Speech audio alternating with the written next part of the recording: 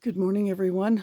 Thank you for joining me at Almost Off-Grid Grandma. My name's Krista, and today I'm going to just take you on a little walkabout. It's a beautiful early morning here in New Brunswick, Canada, and it's been hot. I know that everybody's been experiencing the same types of weather, humidity, heat.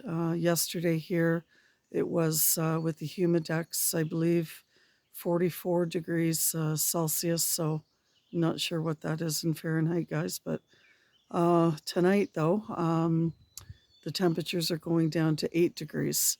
And for the next, and then tomorrow night, supposedly around 10 and then 12 degrees. So kind of like a deja vu here compared to what it was last year. It was doing the same thing, really high, hot, humid days, and the evenings were really cool. So hopefully, I don't have as many problems this year with my peppers and tomatoes as I did last year. So let me just turn you around here and show you what I've been up to. The last video that I updated, my sister was here for about a day, I guess, and she helped me with a little bit of weed whacking or whippersnipping, as I like to call it. So, and I've just been puttering and getting a few things done and enjoying some beautiful weather. So, yeah, anyway, let me turn you around here, guys. So we'll start with here by the house, by the shed. We've got this pretty much down to a manageable level for me to cut. I still need to do over there by the trees a little bit. These are the peppers that are, whoops, let me grab my note here off the little table that I was sitting at, the chair. So here we have in this tray, I have the tallest ones are the yellow, red, orange that I just grabbed seeds from store-bought. And then I have some mini Bales, and I have the early Cal Wonders from the Survival Seeds 2025, Purple Beauties, and Lilac Bells. So these ones I'm going to be, well, most of them anyway, I'll be putting in the straw bales. Well, they're not actually straw bales, they're hay bales. This little area here I've gotten ready for tomatoes to go in here. So I'm going to string a line across here, and I'll be putting some tomatoes in here, which are still inside. They haven't been conditioned. And by the sounds of it, and they're in really poor shape. I had major issues with my tomatoes inside this year, but anyway. The echinacea here, there's two plants inside this milk crate. Those will be going in the ground. They've been conditioned for like weeks. And then I still have these poor little lilac bushes that need to be planted out, but they're doing okay. So over here, bright sunny day here, guys. Over here yesterday, on this side of this little raised bed, yeah, there's going to be a shadow. So I have 2, 4, 6, 7 pepper plants in here, and these are called the Fairy Ello, if I'm pronouncing that properly. I'm just going to let them get some morning sunshine, and then I will put this chair over it with this DIY shade cloth that I'm using a sheer curtain with. So let's head over here to the raised garden beds. I did manage to get the shade cover on this one side, and it's just a lace curtain. It's doing a little bit of something. And you see me on the last video, I was stapling up this DIY shade cloth up here. And again, it's just used curtains, guys. So as you can see, it's helping a little bit. The plants are still getting, probably 60 to, I don't know, I'm an expert at it. They're probably still getting 60 to 80% sunlight, that's for sure. So here we go. I've got them planted out. These are all eggshells. They're not for, and then of course the floor down here, I've got the weed barrier all down so that all my grass isn't growing. And these are just more eggshells, and it's for the the slugs just for help prevention. A little bit of prevention. In here I have the remainder of my Fairyellow. So this here is all Fairyellow, and on each side I've got a couple marigolds. Excuse me. In the center here I have what's called Santa Fe, and some of them are pretty tiny. So I'm not gonna lie, they seem to be doing okay. They managed to survive the 44-degree weather yesterday. And then over here we have, these are called Cayenne Purple. All of these except for the one mystery plant right there. This is the one that I overwintered in the house. And they've all got a drink here so far this morning. These ones are actually doing pretty good. Oh, they're living their best life out here.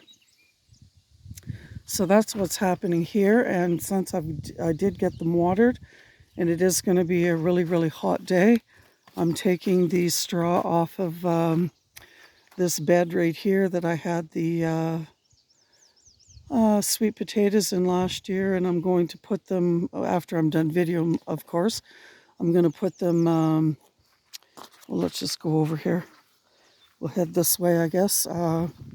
Some of it will be going on the pepper beds just to help with the water evaporation. So no, we didn't get all the weed eating done. I did get the weed eating finished out here, and I still have to go through this bed here. Hopefully I can move the plant over by the hydro pole. I did get all the some of the whippersnipping done along here. Let's just go over here, guys, and I'll show you it cleaned up a little bit because you guys are used to seeing all this tall grass. So that's looking a lot better. Eventually I will finish the cardboard all along here and finish the raised garden bed, or elevated. No dig garden beds, I meant to say. And I did get the whippersnipping done here, but I still have to get into these beds and pull out the grass and the weeds between those burning bushes and stuff.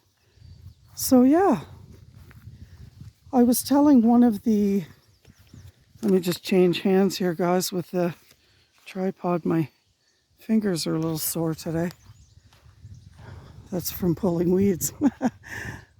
Anyway, I was telling one of my viewers that was asking a question, something about the garlic, or it was something about yeast fertilizing. And I told them that I was going to be doing a yeast fertilizing on my garlic plants, but it's too late because, as you can see, the garlic scapes have started to grow. And that was because probably 3 days ago we got a really heavy rain, and so I didn't get it done. And Donna, this is the plants that were just absolutely little sticks. So there's 4 of them there. 1, 2, 3, 4. So there's the answer to that. You didn't get to see them in that video that you were looking at. No, I still haven't finished the cardboard here. But it's coming along, and this is where the echinacea is going to go, right here up along the where this wood is laying on the ground. So I'm going to put the echinacea in there. And I guess over here by the raised garden beds, I did get, you see the wood mounted up there. I'm going to be putting more tomatoes, and I'm going to be using the wood branch up there to string for the tomatoes so that I can have some support for them. And the nice thing about this spot is it gets, the plant gets afternoon shade. So that'll be nice. Just going to walk over here across through my garden bed here. So as you can see, yeah, the wind has, and I still have yet to finish, um, all of this. But anyway, what I want to show you, those plants that I showed you in the beginning, here's the straw bales. And I wanted to do this video because I want to show you I'm growing grass and mushrooms, apparently. So honestly, guys, I have no idea how these plants are going to do in here.